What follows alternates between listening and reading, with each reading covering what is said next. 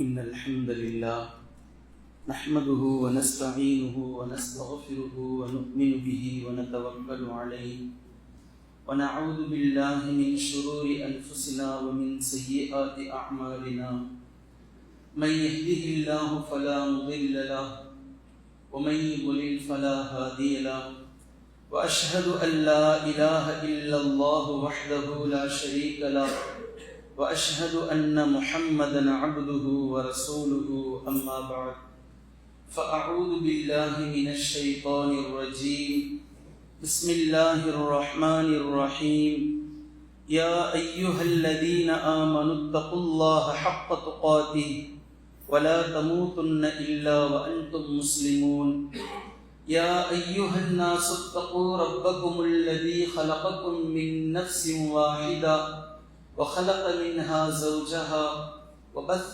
منهما رجالا كثيرا ونساء واتقوا الله الذي تساءلون به والأرحام إن الله كان عليكم رقيبا يا أيها الذين آمنوا اتقوا الله وقولوا قولا سديدا يصلح لكم أعمالكم ويغفر لكم ذنوبكم ومن يطع الله ورسوله فقد فاز فوزا عظيما فإن أصدق الحديث كتاب الله وخير الهدي هدي محمد صلى الله عليه وسلم وشر الأمور محدثاتها وكل محدثة بدعة وكل بدعة ضلالة وكل ضلالة في النار.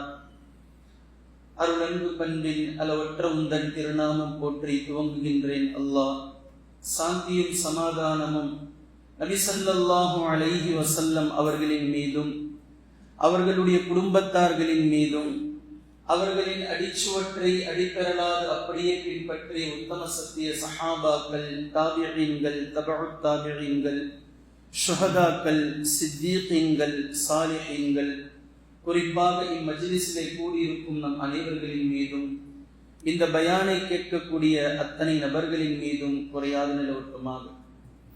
வெளியேற்றக்கூடிய அல்லாஹ்வின் அடியார்களே, அல்லாஹ் ஜல்ல ஷானுஹு தஆலா இந்த உலகம் உங்களுக்கு நிரந்தரமானது இல்லை, மறுமைதான் உங்களுடைய நிலையான உலகம், மறுமைதான் உங்களுடைய லட்சியமாக இருக்க வேண்டும், மறுமைதான் உங்களுடைய குறிக்கோளாக இருக்க வேண்டும் என்ற குர்ஆன் ஷரீஃபிலே அல்லாஹு தஆலா திரும்ப திரும்ப நமக்கு பாடம் புகட்டி கொண்டே இருக்கின்றான்.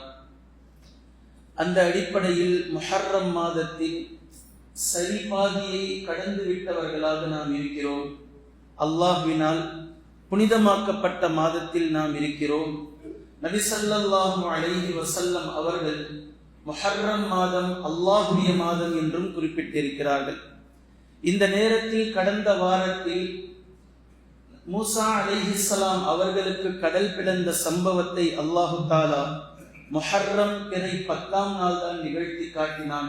அதே நேரத்தில் மூசா அலைஹிஸ்ஸலாம் அவர்கள் அதற்காக நன்றி செலுத்தும் விதமாக ஒவ்வொரு ஆண்டும் முஹர்ரம் 10ஆம் நாள் நோன்பு வைத்து அல்லாஹ்விற்கு நன்றி செலுத்தினார்கள். அதையே நபி ஸல்லல்லாஹு அலைஹி வஸல்லம் அவர்கள் கூடுதல் முக்கியத்துவம் கொடுத்து அதை நமக்கு காட்டி தந்தார்கள் என்ற இந்த செய்தியை நாம் பார்த்திருக்கின்றோம்.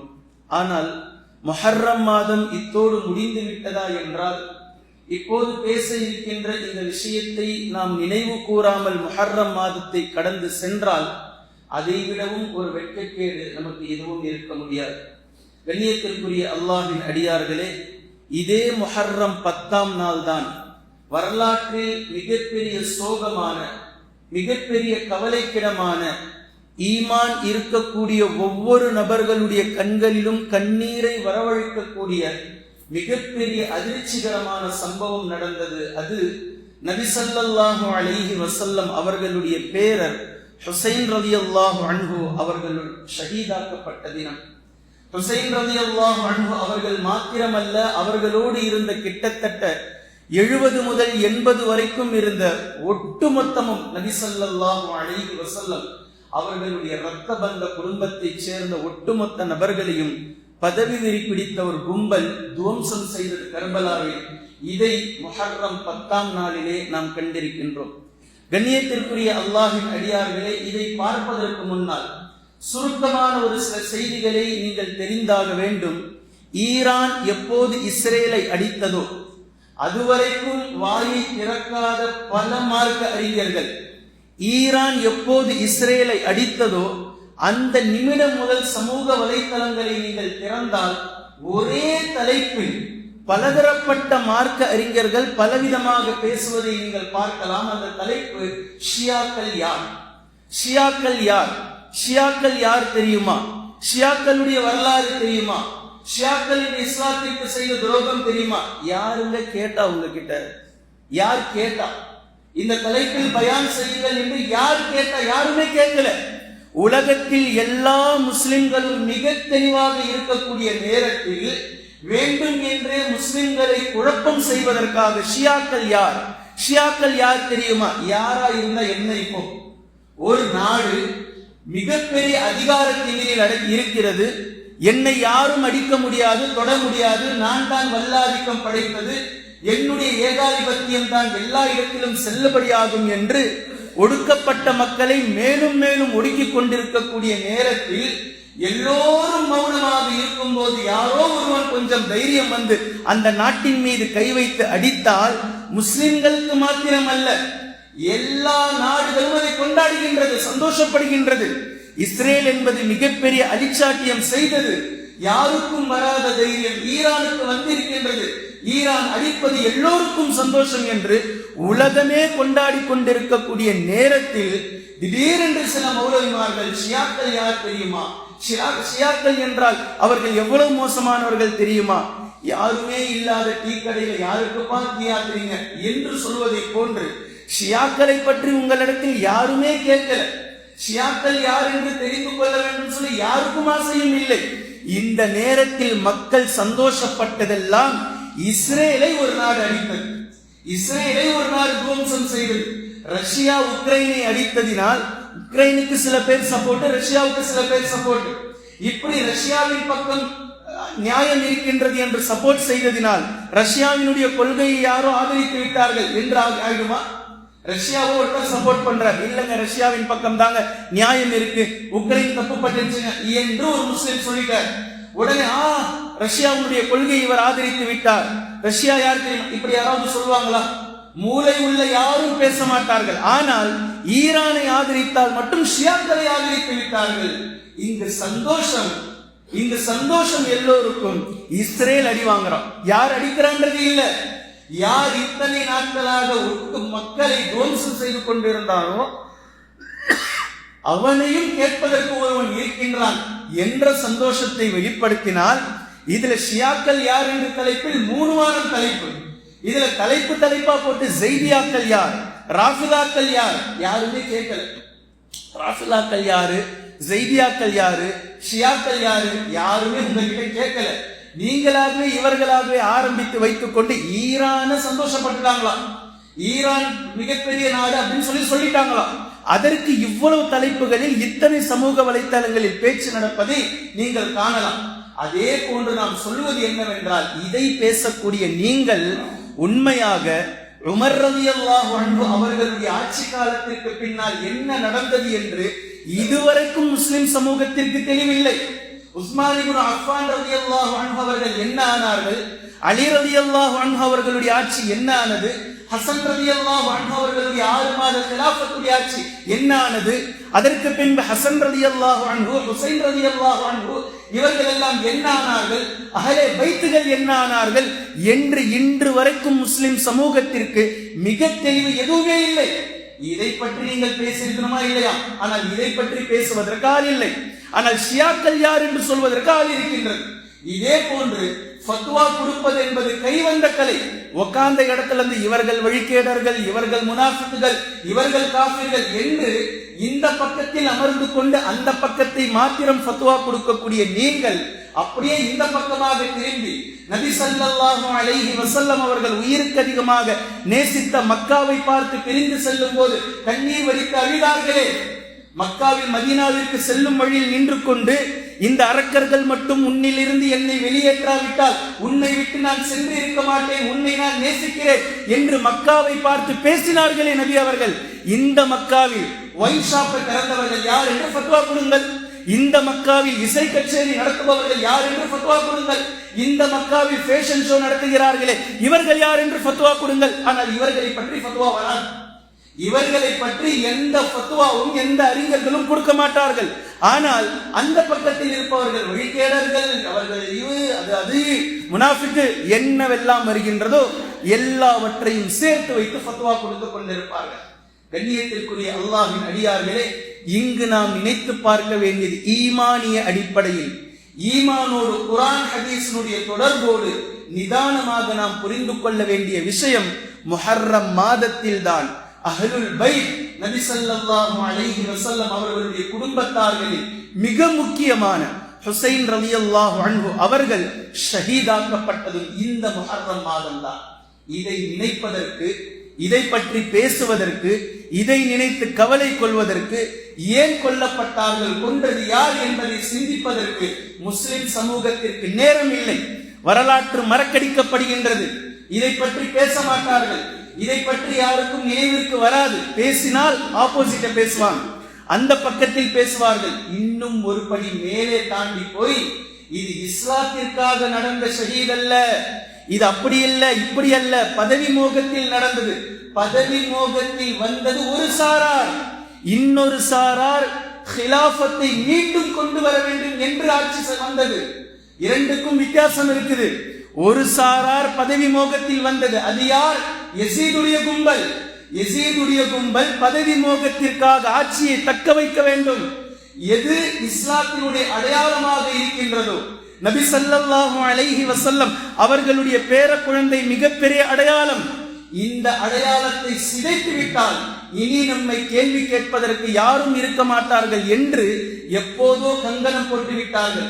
எப்படி 100 வருடங்களுக்கு முன்னதாகவே RSS மிக திட்டவட்டமாக இஸ்லாமிய அடையாளங்களை அழிக்க வேண்டும், இப்படி ஒன்றொன்றாக அழித்துக் கொண்டு வந்தால்தான் இந்த நாட்டில் இஸ்லாத்தையே தூக்கி எறிய முடியும் என்று கங்கணம் கட்டிக்கொண்ட அடையாளங்களை அழிப்பதை மிக நுணுக்கமாக செயல்பட்டார்களோ, இதே போன்றுதான் யஸீதுடைய கும்பல் நபி ஸல்லல்லாஹு அலைஹி வஸல்லம் அவர்களுடைய அடையாளங்களை சிதைக்க வேண்டும். இந்த அடையாளங்களை உலகத்தை விட்டு துடைத்தெறிந்து விட்டால் இனி நாம் செய்யக்கூடிய மன்னர் ஆட்சிக்கு எந்த பிரச்சனையும் வராது என்று இருந்தது அந்த கும்பல். ஆனால் இந்த சைடு ஹுசைன் ரலியல்லாஹு அன்ஹு அவர்களுடைய இந்த படை மீண்டும் ஹிலாஃபத்தை கொண்டு வர வேண்டும். மன்னர் ஆட்சிக்கு இஸ்லாத்தில் எந்தவித முகாந்திரமும் இல்லை, அது குர்ஆன் ஹதீஸ் காட்டிய வழிமுறையும் இல்லை. நபி ஸல்லல்லாஹு அலைஹி வஸல்லம் அவர்கள் எந்த முறையில் ஆட்சி செய்ய சொல்லி இஸ்லாமிய ஆட்சியை ஹிலாஃபத்தை காட்டினார்களோ அதுதான் இந்த தீன் இந்த உலகத்திற்கு தேவை என்பதற்காக நின்றது ஹுசைன் ரலியல்லாஹு அன்ஹு அவர்களுடைய படை. இரண்டிற்கும் வித்தியாசம் இருக்குது. ரெண்டு பேரையும் ஒன்னா சேர்த்து பதவி மோகத்துக்காக சண்டை போட்டுக்கிட்டாங்க என்று நபி ஸல்லல்லாஹு அலைஹி வஸல்லம் அவர்களுடைய பேரப்பிள்ளையை பேசுவதற்கு யாருக்கும் தகுதி மறுபடியும் கிடையாது. யார் அவர்கள்?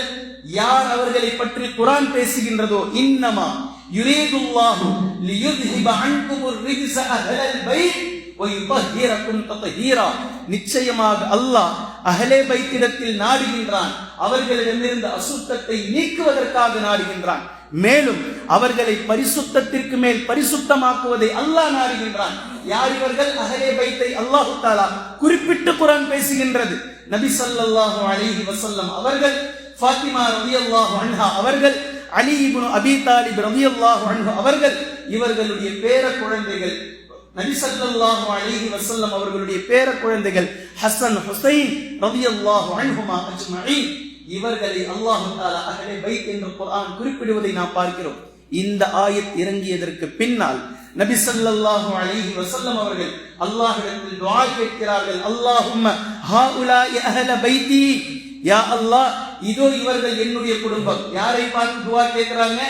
யாரை அல்லாஹ் நாடுகின்றானோ அவர்களை பார்த்து நபி ஸல்லல்லாஹு அலைஹி வஸல்லம் அவர்கள் துஆ கேட்கிறார்கள். அலி இப்னு அபி தாலிப், ஃபாத்திமா ரலியல்லாஹு அன்ஹும் அஜ்மஈன், இந்த இடத்தில் ஹசன் ஹுசைன் ரலியல்லாஹு அன்ஹுமா இந்த 4 நபர்களை பார்த்து நபி ஸல்லல்லாஹு அலைஹி வஸல்லம் துஆ கேட்கிறாங்க.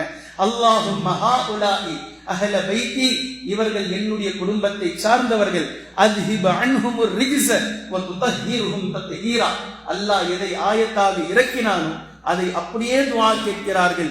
இவர்களை விட்டும் அசுத்தத்தை நீ நீக்கிவிடு, இவர்களை மென்மேலும் பரிசுத்தவான்களாக நீ ஆக்கு என்று நபி ஸல்லல்லாஹு அலைஹி வஸல்லம் அவர்கள் துஆ கேட்டதை நாம் பார்க்கிறோம். இது போக ஹதீஸ்களை சொல்லிக் கொண்டே போகலாம். அஹ்லே பைத்தினுடைய சிறப்புகளை பற்றி பேசிய ஹதீஸ்கள் சொல்லி மாளாது. இதை பற்றி இமாம் ஷாஃபி ரஹிமஹுல்லாஹ் அவர்கள் கூறுகிறார்கள், ஒரு சாரார் இருக்கிறார்கள், ஒரு சாரார் எக்ஸ்ட்ரீம் லெவல்ல போயிட்டாங்க. அஹ்லே பைத்தின் மீது பிரியம் கொள்கின்றோம் என்ற பெயரில் எக்ஸ்ட்ரீம்ல போயிட்டாங்க. புரிவதற்காக சொல்கின்றேன், அவர்களைத்தான் சன்னிகள் ஷியாக்கள் என்று கூறுகிறார்கள். எக்ஸ்ட்ரீம் லெவல்ல போனது இஸ்லாத்தில் யாரும் ஆதரிக்கல, அது தவறு. இன்னொரு புறம் இந்த பக்கம் சன்னி என்று யார் தங்களை அடையாளப்படுத்திக் கொள்கின்றார்களோ அவர்கள் அஹ்லே பைத்தை மறந்து விட்டார்கள்.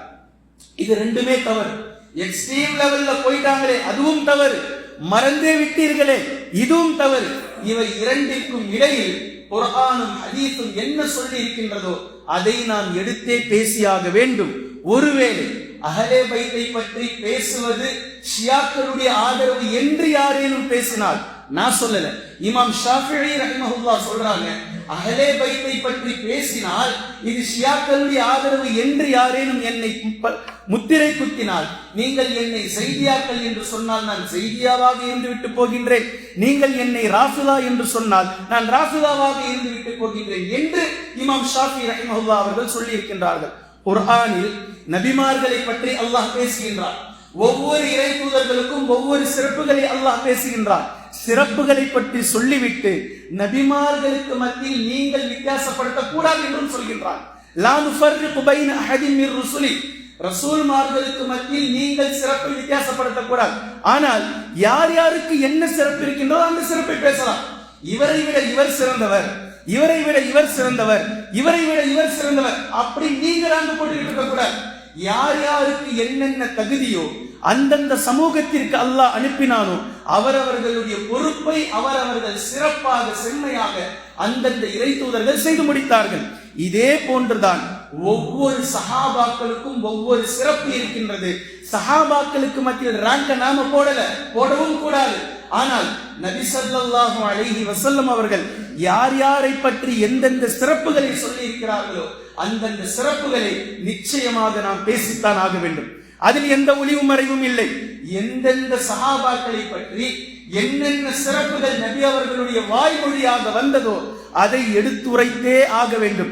நபி ஸல்லல்லாஹு அலைஹி வஸல்லம் அவர்கள் அஹ்லே பைத்தை பற்றி பலதரப்பட்ட அடிப்படையில் பேசி இருக்கின்றார்கள்.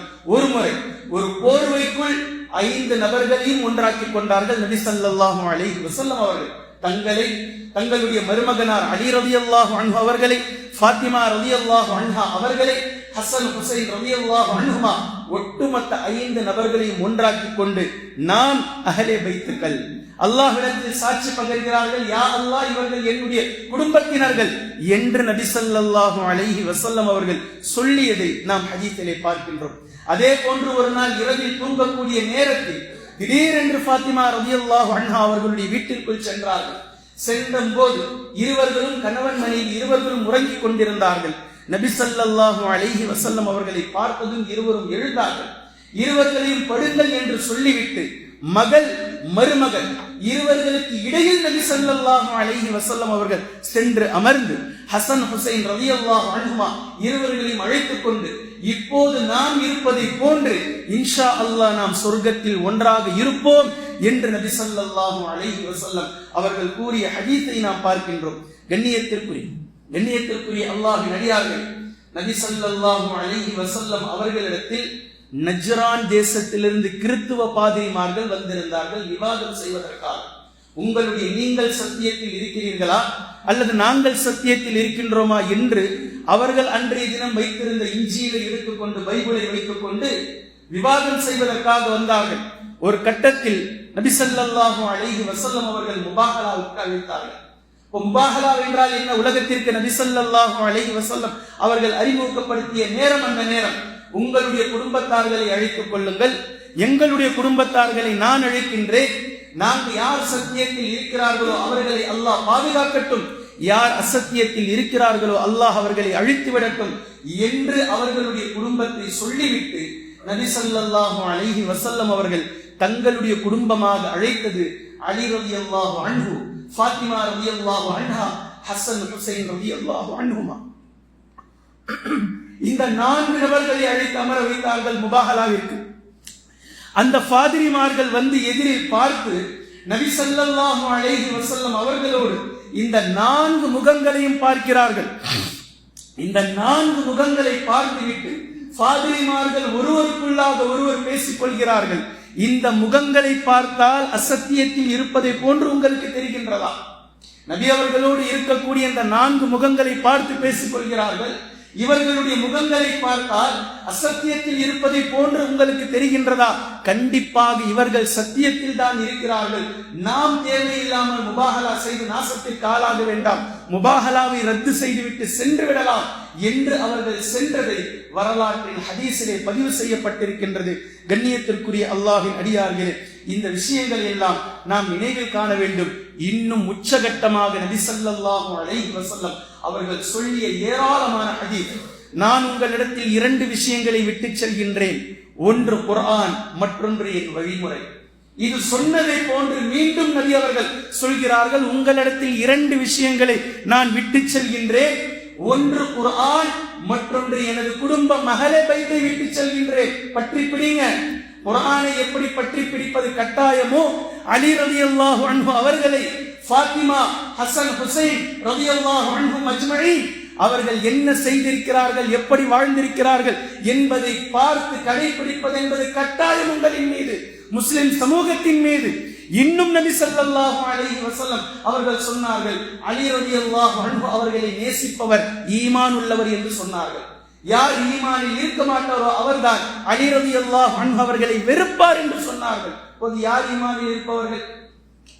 இதே விஷயத்தை ஹுசைன் ரலியல்லாஹு அன்ஹு அவர்களோடு இணைத்து நபி ஸல்லல்லாஹு அலைஹி வஸல்லம் அவர்கள் சொன்னார்கள், முழுமையான ஈமான், முழுமையான இஸ்லாம் ஹுசைன் ரலியல்லாஹு அன்ஹு அவர்களை நேசிப்பதில் இருக்கின்றது என்றும் அல்லாஹ்வின் தூதர் ஸல்லல்லாஹு அலைஹி வஸல்லம் அவர்கள் குறிப்பிட்ட இந்த ஹதீஸ்களை நாம் பரவலாக பார்க்கின்றோம்.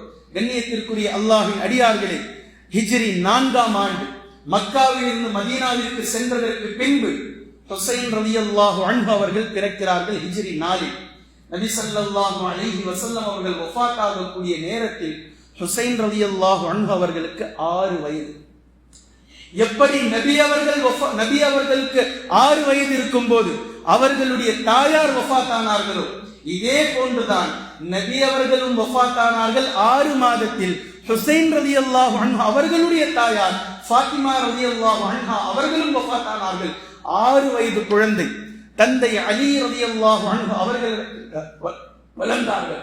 ஹுசைன் ரலியல்லாஹு அன்ஹு அவர்கள் பிறந்ததுமே அலி ரலியல்லாஹு அன்ஹு அவர்கள் ஹர்ப் என்று பெயர் வைத்தார்கள். ஹர்ப் என்றால் போர் என்ற அர்த்தம். அலி ரலியல்லாஹு அன்ஹு எவ்வளவு பெரிய வீரர் என்பது நமக்கு தெரியும். வரலாற்றை படித்த எல்லோருக்கும் தெரியும். சஹாபாக்களின் முதன்மையான வீரம் என்றால் என்னவென்று காட்டியவர்கள் அலி ரலியல்லாஹு அன்ஹு அவர்கள். போரை எப்போதுமே விரும்பியவர்கள் அலி ரலியல்லாஹு அன்ஹு. சண்டை என்றால் முதல் வரிசையில் நிற்பவர்கள் அலி ரலியல்லாஹு அன்ஹு.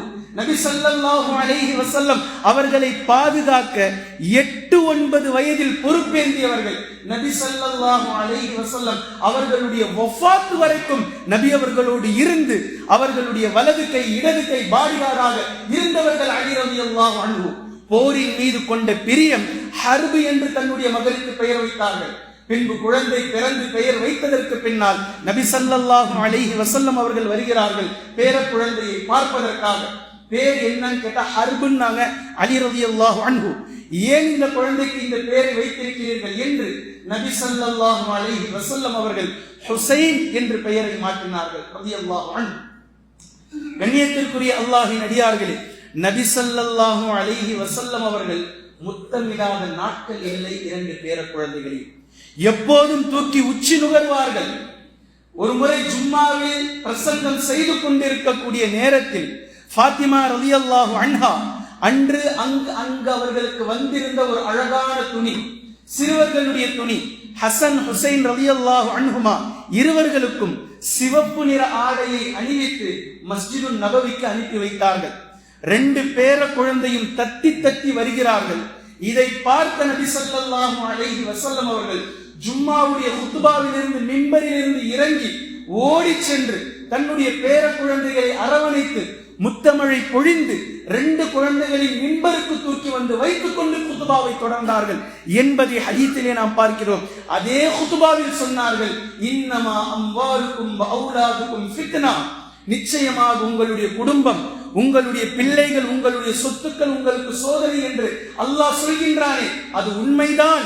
என்னுடைய பேர குழந்தைகளை இவ்வளவு அழகாக நான் பார்த்ததும் என்னால் பிரசங்கத்தை தொடர முடியவில்லை, நான் இறங்கி சென்று விட்டேன் என்று இவ்வளவு பாசம் காட்டினார்கள் அல்லாஹ்வின் தூதர் ஸல்லல்லாஹு அலைஹி வஸல்லம் அவர்கள்.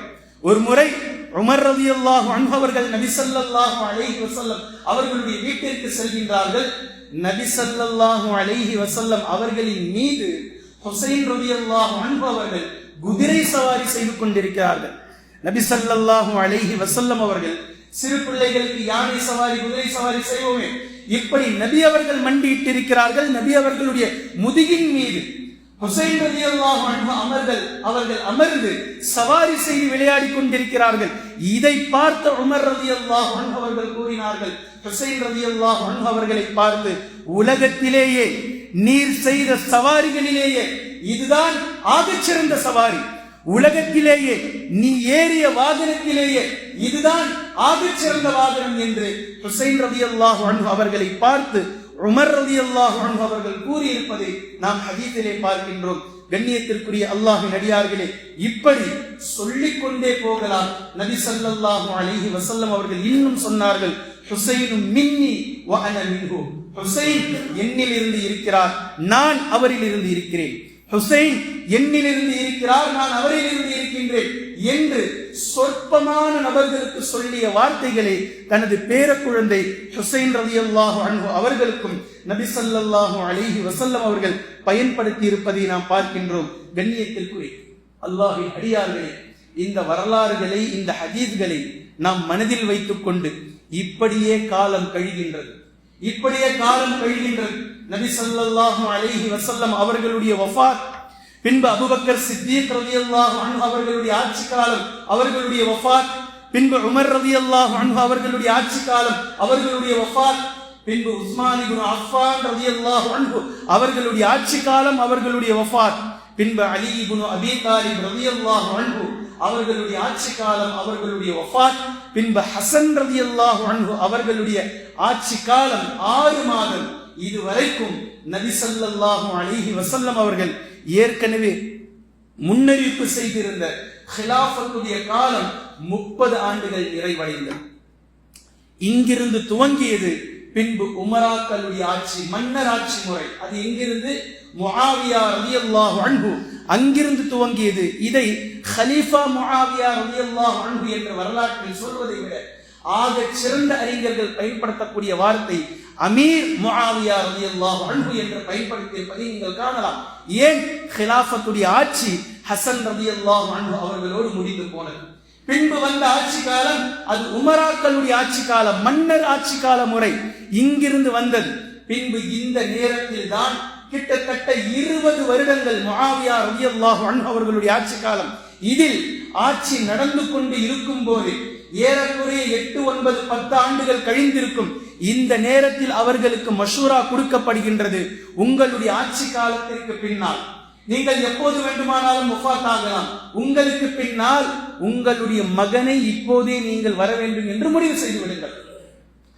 யோசனைகள் கொடுக்கப்படுகின்றது. மகா மோசமான யோசனை, மட்டமான யோசனை. ஆரம்பத்தில் வரலாறுகள் குறிப்பிடுகின்றது, ஆரம்பத்தில் மறுத்தார்கள், அப்படி இப்படி. பின்பு அதை முடிவு செய்து விட்டார்கள். இவர்களுக்கு பின்னால் இவர்களுடைய மகனார் யசீது தான் ஆட்சி பொறுப்பிற்கு வர வேண்டும் என்று சபை கூடியது. மக்கள் பேச ஆரம்பித்து விட்டார்கள். இந்த செய்தி தீயாய் பரவுகின்றது. ஆனால் இந்த இடத்தில், இந்த நேரத்தில் சுருக்கமாக நான் உங்களுக்கு ஒரு புரிதலை சொல்லி காட்டுகின்றேன். ஹிலாஃபத்துடைய ஆட்சிக்கும் மன்னர் ஆட்சிக்கும் இருக்கக்கூடிய வேறுபாடு சுருக்கமாக நான் பேசுகின்றேன். உமர் ரலியல்லாஹு அன்ஹு அவர்களுடைய ஆட்சி காலத்திலும் உங்களுக்கு பின்னால் ஆகச் சிறந்தவரான உங்களுடைய மகன் அப்துல்லாவை இப்னு உமர் ரலியல்லாஹு அன்ஹு அவர்களை நீங்கள் அடுத்த கலீஃபாவாக நீங்கள் கையை காட்டி விடுங்கள் என்று சொல்லும் போது உமர் ரலியல்லாஹு அன்ஹு அவர்கள் கூறினார்கள், என்னை விடவும் சிறந்த ஆட்சியாளராக அப்துல்லா இருந்தாலும் ஒருபோதும் எனக்கு பின்னால் என் மகனை ஆட்சிக்கு நான் வர விடமாட்டேன், இது குடும்ப ஆட்சி அல்ல, இது ஹிலாஃபத் என்று உமர் ரலியல்லாஹு அன்ஹு அவர்கள் சொல்லி அதை மறுத்து கோபம் கொண்டார்களே, இது ஹிலாஃபத்துடைய ஆட்சி. இதே இந்த இடத்தில் முஆவியா ரலியல்லாஹு அன்ஹு அவர்களிடத்தில் உங்களுக்கு பின்னால் உங்களுடைய மகன் வர வேண்டும் என்று சொல்லும் போது அங்கு எப்போ சொல்லப்பட்டது? உமர் ரலியல்லாஹு அன்ஹு அவர்களுடைய கடைசி நேரத்தில் இங்கு ஆட்சியில இருக்கிறாங்க. ஏறக்குறைய 20 வருட ஆட்சியில் 10வது வருடங்களிலேயே இது பேசப்படுகின்றது. இப்போதே நிர்ணயம் செய்கின்றார்கள் எனக்கு பின்னால் யசீத் என்று. இதுதான் குடும்ப ஆட்சி முறை, மன்னர் ஆட்சி முறை. இரண்டிற்கும் உள்ள வேறுபாடு, வித்தியாசத்தை நான் உங்களுக்கு புரிய வைக்கின்றேன். இப்படி யசீதை ஒட்டுமொத்த மக்களும் ஏற்றுக்கொண்டார்கள். சிலர் ஏற்றுக்கொள்ளவில்லை, ஆனால் வெளிப்படையாக பேசவில்லை. 5 நபர்கள் மட்டும் வெளிப்படையாக பேசினார்கள், அதை எதிர்த்தார்கள், வெளியே வந்து சொன்னார்கள் ஏற்றுக்கொள்ள மாட்டோம். இப்படி ஆட்சி இப்படி கொண்டு வரும்படி நபி ஸல்லல்லாஹு அலைஹி வஸல்லம் அவர்கள் ஒருபோதும் வழிகாட்டவில்லை. இப்படி 5 நபர்கள் மட்டும் வெளிப்படையாக இந்த கருத்திற்கு அகைன்ஸ்டாக நின்றார்கள். ஆனால் நின்ற 5 பேருமே மிக பெரும் புள்ளிகள். இவர்களை எதிர்ப்பது என்பது மிகப்பெரிய பிரச்சனையாக இருந்தது. யார் அவர்கள்? அபூபக்கர் ரலியல்லாஹு அன்ஹு அவர்களுடைய மகனார் அப்துர் ரஹ்மான் எதிர்த்தார். யசீத் வரக்கூடாது, சரியானவர் இல்லை அவர், இது மன்னர் ஆட்சி முறை இல்லை.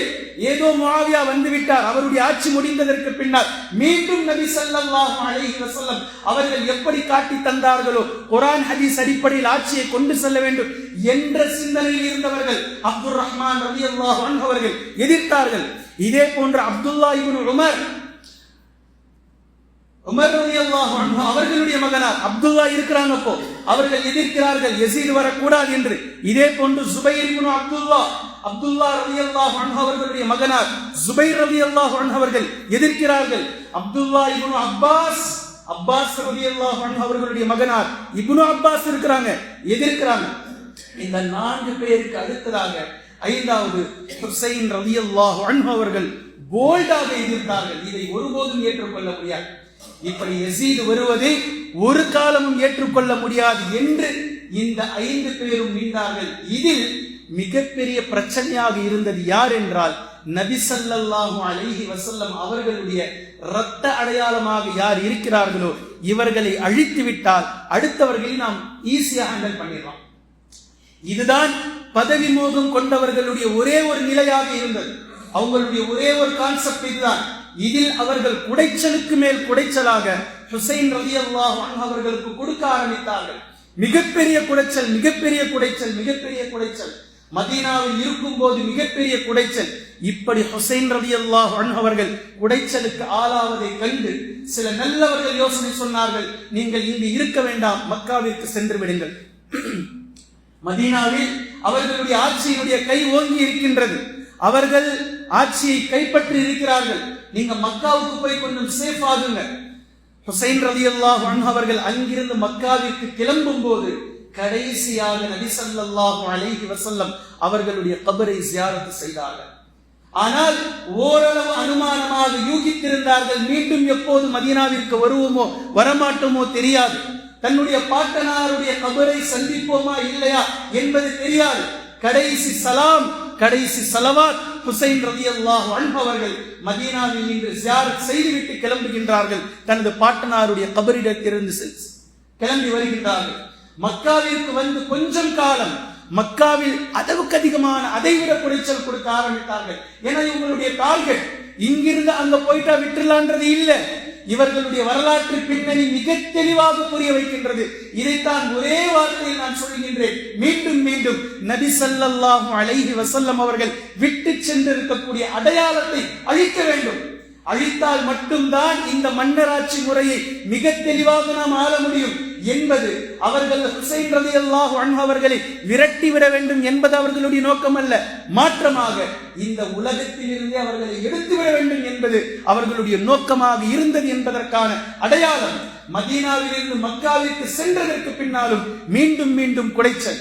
இதற்கு இடையில் கூஃபாவில் இருந்து கடிதம் வந்தமே இருக்கின்றது. ஹுசைன் ரலியல்லாஹு அன்ஹு அவர்களுக்கு, நீங்கள் இங்கு வந்து விடுங்கள், இங்கு ஆயிரக்கணக்கான மக்கள் உங்களுக்காக காத்திருக்கிறார்கள், நீங்கள் ஹலீஃபாவாக மாறிவிடுங்கள், உங்களுடைய கரத்தில் நாங்கள் பையத்து செய்து கொள்கின்றோம், நீங்கள் தான் எங்களுக்கு இருக்க வேண்டும், உங்களுடைய ஆட்சி பொறுப்பு தான் சரியானதாக இருக்கும், நபி ஸல்லல்லாஹு அலைஹி வஸல்லம் அவர்களுடைய பேரப்பிள்ளையாக இருக்கக்கூடிய நீங்கள் தான் இந்த ஆட்சிக்கு தகுதியானவர்கள் என்று கடிதங்களுக்கு மேல் கடிதம் வந்தமே இருக்கின்றது. ஆனால் ஏற்கனவே அலி ரலியல்லாஹு அன்ஹு அவர்களுடைய விஷயத்திலும் ஹசன் ரலியல்லாஹு அன்ஹு அவர்களுடைய விஷயத்திலும் துரோகத்தால் அடி வாங்கிய ஹுசைன் ரலியல்லாஹு அன்ஹு அவர்களுக்கு என்ன செய்வதென்றே புரியவில்லை. கடைசியாக மன்னிப்பு கடிதங்கள் வருகின்றது. ஹசன் ரலியல்லாஹு அன்ஹு அவர்களுடைய விஷயத்தில் நடந்ததற்கும் அலி ரலியல்லாஹு அன்ஹு அவர்களுடைய விஷயத்தில் நடந்ததற்கும் எங்களை மன்னித்து விடுங்கள், நாங்கள் தெரியாமல் ஏதோ நடந்துருச்சு, அப்படி இப்படி நாங்கள் தவற விட்டு விட்டோம். இப்போது நபி அவர்களுடைய வாரிசில் குடும்பத்தில் இருக்கக்கூடியவர்கள் நீங்கள் ஒரே ஒருவர் தான், இளம் வயதில் இருக்கிறீர்கள், கிட்டத்தட்ட 36-37 வயது ஹுசைன் ரலியல்லாஹு அன்ஹு அவர்களுக்கு. நீங்கள் இருக்க வேண்டும், நீங்கள் இருந்தால்தான் குர்ஆன் ஹதீஸை நிலைநாட்ட முடியும் என்றெல்லாம் மன்னிப்புக்கு மேல் மன்னிப்பு கேட்டு கடிதம் வருகின்றது. ஒரு கட்டத்தில் ஹுசைன் ரலியல்லாஹு அன்ஹு அவர்கள் முடிவு செய்கின்றார்கள், கூஃபாவிற்கு சென்று விடலாம் மக்காவில் இருந்து என்று. இப்படி கிளம்பக்கூடிய நேரத்தில் இப்னு உமர் தடுக்கிறாங்க, ரலியல்லாஹு அன்ஹு போகாதீங்க, வேண்டாம், ஏற்கனவே துரோகத்தால் 2 பேர் நாசமாகி இருக்கிறாங்க. அலி ரலியல்லாஹு அன்ஹு அவர்களும் உங்களுடைய சகோதரர் ஹசன் ரலியல்லாஹு அன்ஹு இவர்களிடத்தில் இது போன்றுதான் நடந்தது, நீங்கள் செல்லாதீர்கள், போகாதீர்கள், வேண்டாம் என்று தடுக்கிறாங்க. அப்துல்லா இப்னு அப்பாஸ் தடுக்கிறாங்க ரலியல்லாஹு அன்ஹு. மூத்த சஹாபாக்கள் தடுத்ததற்கு பின்னாலும் இந்த தீனின் மீது இருந்த ஆசை, இந்த தீனின் மீது இருந்த காதல், இந்த தீனை மீண்டும் ஹிலாஃபத்தை கொண்டு மறுமலர்ச்சிக்கு நாம் கொண்டு வந்து ஆக வேண்டும், இவர்கள் இந்த யசீத் போன்ற கொடுங்கோலர்களிடத்திலிருந்து இவர்கள் வந்துவிட்டால் என்ன ஆகிவிடுமோ என்ற அச்சம், இதிலிருந்து இந்த மார்க்கத்தை பாதுகாக்க வேண்டும், இவர்கள் ஒரு காலமும் கவர்னராக மன்னர்களாக மாறிவிடக் கூடாது என்று அவர்களுக்கு இருந்த ஆதங்கம், ஆசை, இந்த தீனை காதலித்த மோகம், அல்லாஹ்வின் மீது பாரத்தை போட்டு கிளம்பினார்கள். பின்பு அவர்களுக்கு மீண்டும் அறிவுறுத்தப்பட்டது, நீங்கள் செல்கிறீர்கள் என்றால் நீங்கள் மட்டும் செல்லுங்கள், உங்களுடைய குடும்பத்தார்களை விட்டு செல்லுங்கள். ஆனால் அஹ்லே பைத்துடைய குடும்பமே வீர குடும்பம். அலி ரலியல்லாஹு அன்ஹு அவர்களுடைய வாரிசுகள் ஒரு நாளும் வீரத்து போருக்காக பயந்து நடுங்கியது, பின்வாங்கியதெல்லாம் இல்லை. போர் என்றால் முன்வரிசை நின்று போர் செய்பவர்கள். ஆனால் ஒட்டுமொத்த குடும்பமும் சென்றது. கிட்டத்தட்ட 70-80 நபர்கள், பெண்கள் இருந்தார்கள், குழந்தைகள் இருந்தார்கள். ஒட்டுமொத்த நபர்களும் மக்காவில் இருந்து கூஃபாவை நோக்கி புறப்படக்கூடிய நேரத்தில் இடையில் வரக்கூடிய ஒரு ஊர், ஒரு இடத்தின் பெயர் தான் கர்பலா. இந்த கர்பலா மைதானத்தில் ஆயிரக்கணக்கான எதிரி படைகள் முன்னோக்கி வருகின்றது. யசீதால் அனுப்பப்பட்ட உபைதுல்லா இப்னு ஜியாத் என்று சொல்லக்கூடிய மிகவும் மூர்க்கத்தனமான இஸ்லாம் என்றால், தீன் என்றால் என்னவென்று கொஞ்சம் கூட அதை பற்றி சட்டம் செய்யாத ஒரு அரக்கன் எதிரில் சந்தித்து ஹுசைன் ரலியல்லாஹு அன்ஹு அவர்களோடு படை சூழ்கின்றது. ஆயிரக்கணக்கான மக்கள், 70 சொச்சம் நபர்கள் இருக்கிறார்கள்.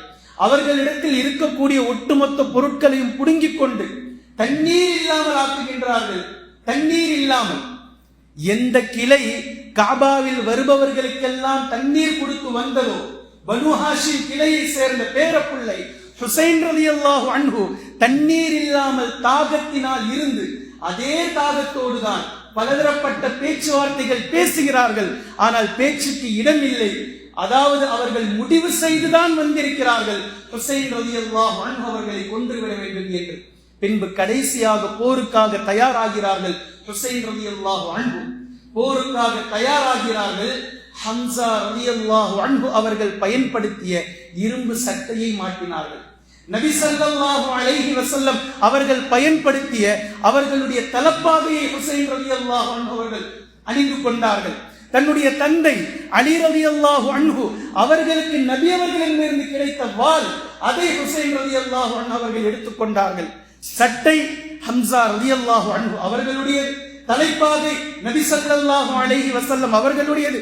கையில் இருக்கும் வாள் தனது தந்தை பாட்டனாரிடமிருந்து வந்த அலி ரலியல்லாஹு அன்ஹு அவர்களுடைய வாளை ஹுசைன் ரலியல்லாஹு அன்ஹு அவர்கள் கையில் ஏந்தி இந்த போருக்கு முன்னாலும் அஹ்லே பைத்தினுடைய மகிமையை பற்றி எதிராளிகளிடத்தில் பேசுறாங்க. நீங்க கையை வைக்கலாமா அஹ்லே பைத்து மேல? அஹ்லே பைத்திடத்தில் நீங்கள் சண்டை செய்யலாமா? நீங்க பிரச்சனை பண்ணலாமா? போருக்கு நீங்கள் வரலாமா?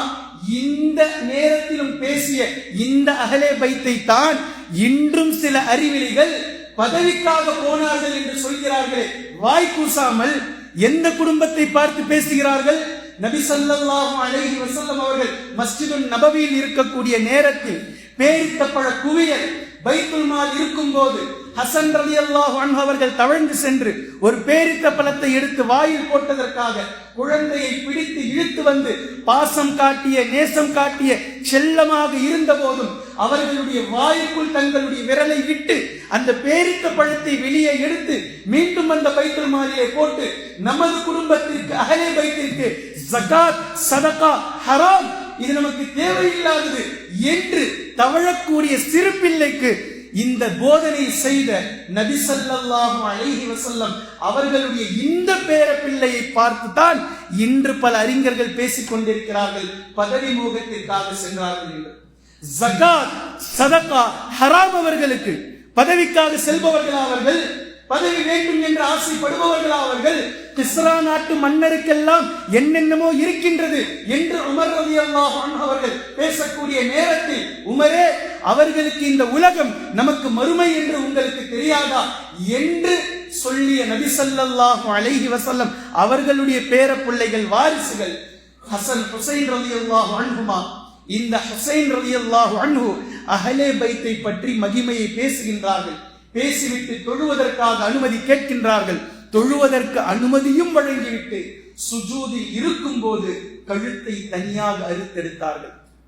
பின்பு குடும்பத்தில் இருக்கக்கூடிய ஒவ்வொரு நபர்களையும், ஆண்கள் பெண்கள் என்று பாராமல் ஒவ்வொரு நபர்களையும், கூடாரத்திற்குள் இருந்த 2 நபர்களை தவிர சென்ற அத்தனை நபர்களையும் இரத்த வெள்ளமாக கர்பலா என்று காட்டியது. யாருடைய ரத்தம்?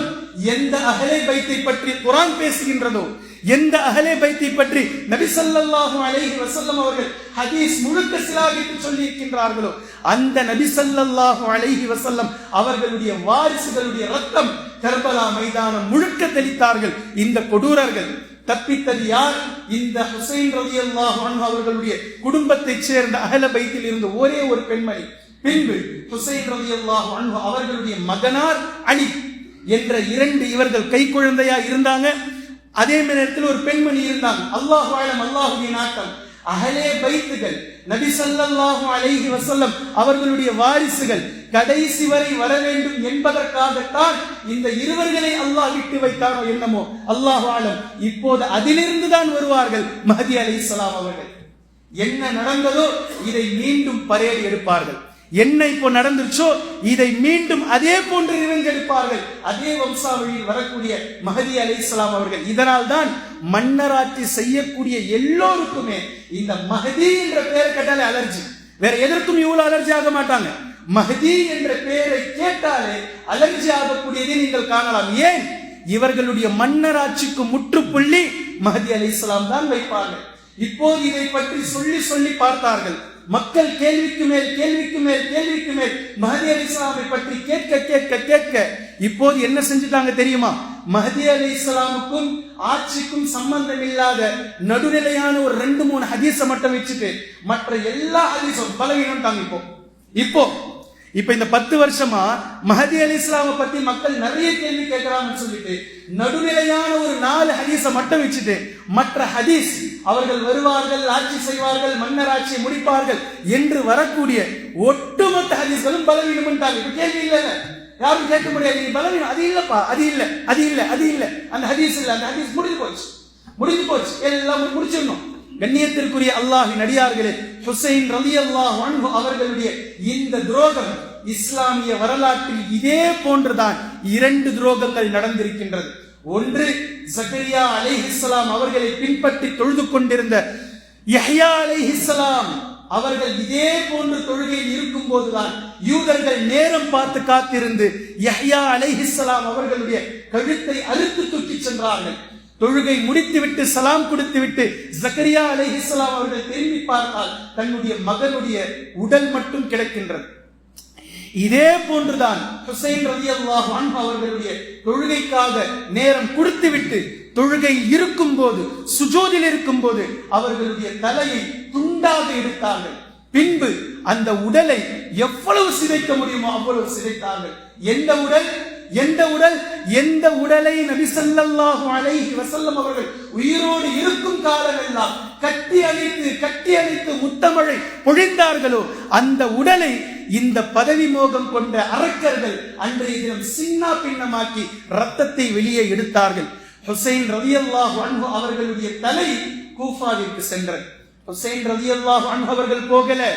வந்த விரோதிகள் திமிஷ்கிலே யஸீத் அமர்ந்து கொண்டிருக்கின்றான் அரசவையில். தலை கொண்டு வைக்கப்பட்டது ஹுசைன் ரலியல்லாஹு அன்ஹு அவர்களுடைய தலை. கேட்பதற்கு நமக்கே இவ்வளவு பயம் வருகின்றது. நபி ஸல்லல்லாஹு அலைஹி வஸல்லம் அவர்களுடைய பேரருடைய தலை. ஆனால் கொண்டு சென்று தலை வைத்ததற்கு பின்னால் ஒரு குச்சியை வைத்து ஹுசைன் ரலியல்லாஹு அன்ஹு அவர்களுடைய உதட்டிலே அடித்து பார்த்தான். எந்த உதடு? நபி ஸல்லல்லாஹு அலைஹி வஸல்லம் அவர்கள் தங்களுடைய உதட்டை ஹுசைன் ரலியல்லாஹு அன்ஹு அவர்களுடைய உதட்டோடு வைத்து முத்தமிடுவார்கள். அந்த உதட்டை குச்சியை வைத்து அடித்து பார்த்தான். நோண்டி பார்த்தான் முகத்தை, கிண்டி பார்த்தான் ஹுசைன் ரலியல்லாஹு அன்ஹு அவர்களுடைய முகத்தை.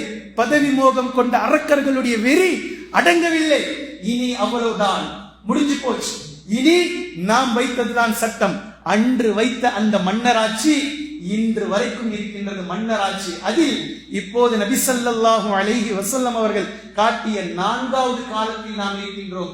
இந்த காலத்திற்கு நபி ஸல்லல்லாஹு அலைஹி வஸல்லம் அவர்கள் பெயரிட்டார்கள் துஹைமா. துஹைமா என்று பெயரிட்டார்கள். கொடுங்கோல் ஆட்சி.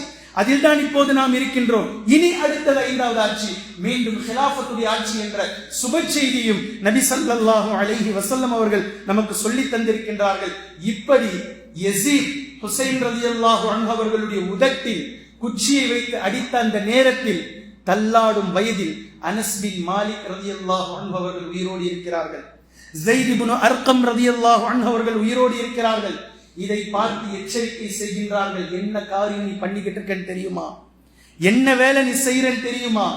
எப்படிப்பட்ட இவ்வளவு விஷயத்தை, இவ்வளவு துணிகரமான நெஞ்செழுத்தமான வேலையை நீ செய்து கொண்டிருக்கிறாய் தெரியுமா என்று எந்த எச்சரிக்கையும் அவனுடைய காதில் விழவில்லை. பதவி மோகமும் பதவி வெறியும் தான் கொண்டதுதான் சட்டம் என்ற அடிப்படையில் இவர்கள் செய்த இந்த அநியாயங்கள், துரோக வரலாறுகள், இதில் எக்ஸ்ட்ரீமாக சென்றவர்களை தான் இன்று நீங்கள் ஷியாக்கள் என்று கூறுகிறீர்கள். அவ்வளவுதான். யார் மறந்து விட்டார்களோ அவர்கள் சன்னிக்களாக இருக்கிறார்கள். இந்த 2ம் தவறு என்று நான் சொல்கின்றேன். பின்பு என்ன சரி? முஸ்லிம், அவ்வளவுதான். ஷியா சன்னி என்ற இந்த பாகுபாடு, இந்த பெயர், இந்த விஷயங்கள், இது எல்லாமே தவறு. முஸ்லிம் ஹுசைன் ரலியல்லாஹு அன்ஹு அவர்களுடைய இந்த ஷஹாதத்தை நிச்சயமாக ஒவ்வொரு முஸ்லிமும் நினைவு கூற வேண்டும். எவ்வளவு பெரிய ஒரு துரோகம் நபி ஸல்லல்லாஹு அலைஹி வஸல்லம் அவர்களுடைய பேரப்பிள்ளைகளோடு நடந்திருக்கின்றது என்பதை சமூகத்திற்கு நாம் காட்ட வேண்டும். ஹிலாஃபத் எங்கு வீழ்த்தப்பட்டது, மன்னராட்சி எங்கு தொடங்கப்பட்டது என்பதை நாம் நினைவூட்டிக் கொண்டே இருக்க வேண்டும். இதில் எந்த தவறும் இல்லை. இதை எக்ஸ்ட்ரீம் லெவல்ல போனவங்க ஷியான்னு சொல்லி பெயர் வச்சுட்டாங்க. இதை மறந்து விட்டவர்கள் சன்னி என்று பெயர் வைத்துக் கொண்டார்கள். ஆனால் குர்ஆன் ஹதீஸினுடைய ஒளியில் இவை 2ம் தவறானது. கண்ணியத்திற்குரிய அல்லாஹ்வின் அடியார்களே, இந்த இடத்தில் நாம் உன்னிப்பாக கவனிக்க வேண்டியது, ஹிலாஃபத் ஆட்சி இருக்கட்டும், அது வேண்டும் என்று ஹுசைன் ரலியல்லாஹு அன்ஹு அவர்கள் போராடுவதற்காக சென்ற தருணம் தான் அந்த தருணம். குர்ஆன் ஹதீஸின் அடிப்படையில் அல்லாஹ் தஆலா அவர்களுடைய ஷஹாதத்தை பொருந்திக் கொள்ளட்டும். அவர்களோடு ஷஹீதாக்கப்பட்ட அந்த குடும்பத்தை அல்லாஹ் தஆலா பொருந்திக் கொள்ளட்டும். இப்படிப்பட்ட மாபாதகமான செயலுக்கு காரணமான யஸீதுக்கு பின்னால் இருந்தவர்கள் வரலாற்றில் எழுதுவார்கள், யஸீதுக்கும் இதுக்கும் சம்பந்தம் இல்லை, கவர்னர் புடிச்சிட்டு வரலாம் சொல்லி அமிச்சாங்க, அவர் கொலை பண்ணிட்டார். எதையும் ஏற்றுக்கொள்ள முடியாது. இதெல்லாம் பூசி முழுவல்கள், தேவையில்லாத வரலாறுகள். இப்படியெல்லாம் இல்லை.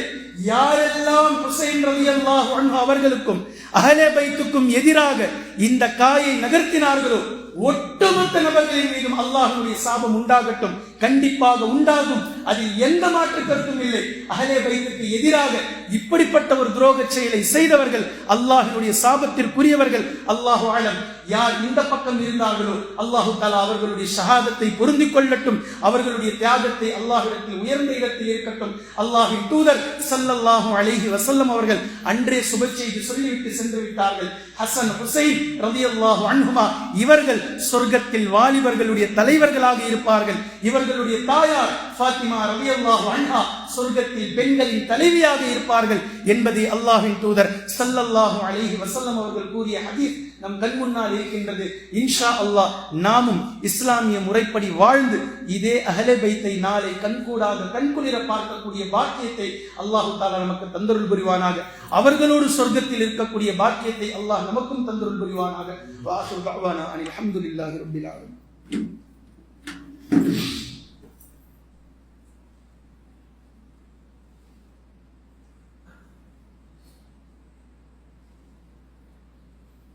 அல்ஹம்துலில்லாஹி ரப்பில் ஆலமீன். கண்ணியத்திற்குரிய அல்லாஹ்வின் அடியார்களே, முதல் உரையில் சொன்ன ஒட்டுமொத்த விஷயத்தினுடைய வெளிப்பாடு நீங்கள் இரண்டாக பிரிக்கலாம். ஒரு சாரார் இஸ்லாமிய ஆட்சி வேண்டும், இஸ்லாமிய முறைப்படிதான் இந்த தீன் வழிநடத்தப்பட வேண்டும் என்று ஏங்கியவர்கள். மற்றொரு நபர்கள் மன்னர் ஆட்சி முறை, நாங்கள் தான் மன்னராக இருக்க வேண்டும், எங்களுக்கு பின்னால் என்னுடைய மகன், அவனுக்கு பின்னால் அவனுடைய மகன், அவனுக்கு பின்னால் அவனுடைய மகன், கொடுங்கோல் ஆட்சி, சர்வ அதிகார ஆட்சி என்ற அடிப்படையில் ஆட்சி செய்ய வேண்டும் என்பதற்காக நபி ஸல்லல்லாஹு அலைஹி வஸல்லம் அவர்கள் விட்டு சென்ற அடையாளங்களை தகர்த்து எறிய முற்பட்ட அந்த கும்பல், இந்த கும்பல் இன்று வரைக்கும் உலகத்தில் இவர்களுடைய வாரிசுகள் இருக்கிறார்கள். இவர்கள்தான் பதவி மோகம் கொண்டவர்கள். எல்லா நிலையிலும், எல்லா இடங்களிலும், எல்லா நேரங்களிலும் நீங்கள் பார்க்கலாம். சிறிய ஒரு பொறுப்போ பெரிய ஒரு பொறுப்போ, இந்த பொறுப்பிலிருந்து நகருவதற்கு எவ்வளோ பெரிய மனக்கசப்பு. நகர மாட்டோம், நகர முடியாது, எங்களை நகர்த்த முடியாது, நாங்கள் தான் இருப்போம். இது அன்றே பதவி மோகம் என்று சொல்லப்படுகின்றது. இந்த பதவி மோகத்திலிருந்து அல்லாஹ் நம்மை பாதுகாக்க வேண்டும். இதை குர்ஆன் எச்சரிக்கை செய்கின்றது, ஹதீஸ் எச்சரிக்கை செய்கின்றது. பதவி என்பது உங்களுடைய உயர் பதவி என்று நீங்கள் நினைக்கிறீர்கள், ஆனால் அது ஒரு பொறுப்பு என்று சொன்னார்கள் அல்லாஹ்வின் தூதர் ஸல்லல்லாஹு அலைஹி வஸல்லம் அவர்கள். அது ஒரு அமானிதம் என்று சொன்னார்கள் அல்லாஹ்வின் தூதர் ஸல்லல்லாஹு அலைஹி வஸல்லம் அவர்கள். நீங்கள் சாதாரணமாக மனிதராக இருப்பதை விட ஒரு பதவி உங்களுக்கு கொடுக்கப்பட்டு விட்டால் கூடுதல் பொறுப்புதாரியாக, கூடுதல் அமானிதம் பேணக்கூடியவர்களாக நீங்கள் மாறிவிடுகின்றீர்கள். ஒட்டுமொத்த மக்களுடைய பற்றியும் உங்களிடத்தில் நாளை மறுமை நாளில் கேட்கப்படும் என்ற அளவிற்கு அது ஒரு உன்னதமானது. பதவி என்பது, பொறுப்பு என்பது அமானிதம் என்று அல்லாஹ்வின் தூதர் ஸல்லல்லாஹு அலைஹி வஸல்லம் அவர்கள் சொல்லி இருப்பதை நாம் பார்க்கிறோம். ஆனால் இதை வைத்துக் கொண்டு பலர் இன்றும் உலகத்தில் மோசடி செய்து கொண்டிருப்பதை, ஊழல் செய்து கொண்டிருப்பதை, பிரச்சனை செய்து கொண்டிருப்பதை உலகம் முழுக்க நீங்கள் பார்க்கலாம். இது ஒட்டுமொத்தமும் யசீதுடைய வாரிசுகள். பதவி இல்லாமல் சரியான முறையில் ஆட்சி இருக்க வேண்டும் என்று நினைப்பவர்கள். அல்லாஹ்வின் தூதர் ஸல்லல்லாஹு அலைஹி வஸல்லம் அவர்களுடைய குர்ஆன் ஹதீஸை பின்பற்றுபவர்கள். அல்லாஹ் தஆலா நமக்கு எச்சரிக்கையோடு இருக்க வேண்டும். ஃபித்னாவுடைய காலத்தில் நாம் இருக்கின்றோம். இது போன்ற மூர்க்கமான ஃபித்னாவில் இருந்து அல்லாஹ் நம்மை பாதுகாப்பானாக. அபூ ஹுரைரா ரலியல்லாஹு அன்ஹு அவர்களுடைய துஆ இந்த நேரத்தில் நமக்கு நினைவிற்கு வருகின்றது. அபூ ஹுரைரா ரலியல்லாஹு அன்ஹு அவர்கள் ஏராளமான ஹதீஸ்களை அறிவித்திருக்கிறார்கள். கிட்டத்தட்ட 5000 சொச்சம் ஹதீஸ்கள். இத்தனை ஹதீஸ்களை அறிவித்த அபூ ஹுரைரா ரலியல்லாஹு அன்ஹு அவர்கள் கூறிய ஒரு செய்தி, என்னிடத்தில் நபி ஸல்லல்லாஹு அலைஹி வஸல்லம் அவர்கள் 2 பை நிறைய ஹதீஸ்களை தந்திருக்கிறார்கள். ஒரு பை, ஒரு பங்கை தான் நான் வெளியே சொல்லி இருக்கின்றேன், இன்னொரு பங்கு என்னிடத்தில் பத்திரமாக இருக்கின்றது, அதை வெளியே சொல்லக்கூடாது என்று சொல்லி கொடுத்து விட்டார்கள். அதை நான் வெளியே சொன்னால், அந்த ஹதீஸ்களை நான் வெளியே சொன்னால் என் கழுத்திற்கு கத்தி வந்துவிடும் என்று சொன்னார்கள் அபூ ஹுரைரா ரலியல்லாஹு அன்ஹு. அப்ப என்ன அதுல இருந்தது நமக்கு தெரியாது, வருங்காலத்தை பற்றி என்னென்ன முன்னறிப்பு இருந்தது நமக்கு தெரியாது. ஆனால் அவர்களுடைய ஒரு துஆ நமக்கு வெட்ட வெளிச்சமாக சில தெளிவை காட்டுகின்றது. ஹிஜ்ரி 60க்கு மேல் என்னை வாழ வைக்காதே என்று அபூ ஹுரைரா ரலியல்லாஹு அன்ஹு அவர்கள் அல்லாஹ்விடத்தில் துஆ கேட்கிறார்கள். அவர்களுடைய துஆ அல்லாஹ்விடத்தில் ஒப்புக்கொள்ளப்படுகின்றது. ஹிஜ்ரி 59 அபூ ஹுரைரா ரலியல்லாஹு அன்ஹு அவர்கள் வஃபாத் ஆகிறார்கள். ஹிஜ்ரி 60 யஸீத் ஆட்சிக்கு வருகின்றான். இந்த துஆ நமக்கு மிக தெளிவாக புரிய வைக்கின்றது. எதை பற்றி நபி ஸல்லல்லாஹு அலைஹி வஸல்லம் அவர்கள் முன்னறிவிப்பாக என்னென்ன சொல்லி இருந்திருப்பார்கள் என்பதை பற்றி. அல்லாஹு அலம், அல்லாஹ் மிக அறிந்தவன். ஃபித்னாவில் இருந்து பாதுகாப்போடு இருக்கக்கூடிய பாக்கியத்தை அல்லாஹு தஆலா நம் அத்தனை நபர்களுக்கும் தருவானாக. குர்ஆனையும் ஹதீஸையும் தெளிவாக பின்பற்றக்கூடிய மக்களாக அல்லாஹ் நம்மை ஆக்கி அருள் புரிவானாக. அஊது பில்லாஹி மினஷ் ஷைத்தானிர் ரஜீம். பிஸ்மில்லாஹிர் ரஹ்மானிர் ரஹீம். இன்னல்லாஹ யஅமுரு பில் அத்லி வல் இஹ்சான் வ ஈதாஇ தில் குர்பா வ யன்ஹா அனில் ஃபஹ்ஷாஇ வல் முன்கரி வல் பகி யஇதுக்கும் லஅல்லக்கும் ததக்கரூன். உذ்குருல்லாஹ யذ்குருக்கும் வதுஊஹு யஸ்தஜிப் லக்கும் வல்லாஹு யஅலமு மா தஸ்னஊன்.